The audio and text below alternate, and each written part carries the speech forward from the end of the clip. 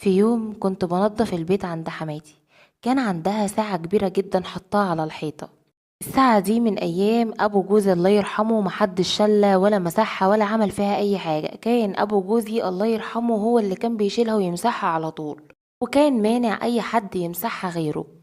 أنا بقى قلت لحماتي بقولك إيه يا ماما، أنا هنزل الساعة دي واغسلها غسلة كويسة لأنها اتطربت جدا، لأن مرة على آخر مرة اتمسحت فيها أكتر من 7 سنين.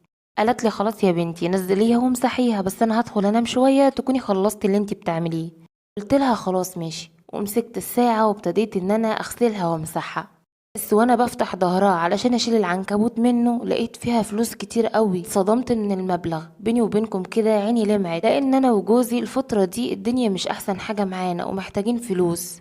بس لو عرفت حماتي هتاخد مننا الفلوس ومش هتدينا حاجه. يا ريت تقولوا لي اعمل ايه علشان انا حاسه بالذنب، بس في نفس الوقت محتاجه الفلوس دي قوي.